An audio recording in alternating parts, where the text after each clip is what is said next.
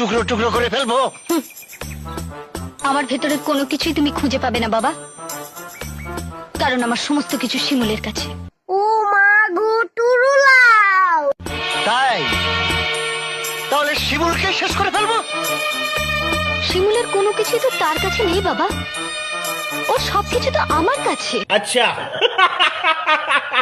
তোকে মারলে যদি শিমুল মরে তাহলে আমি তাই করবো। भाई साहब कुछ ज्यादा नहीं हो गया ये? मतलब कुछ भी। কি হয়েছে, কি হয়েছে বাবা? রক্ত রক্ত? যদি শিমুলের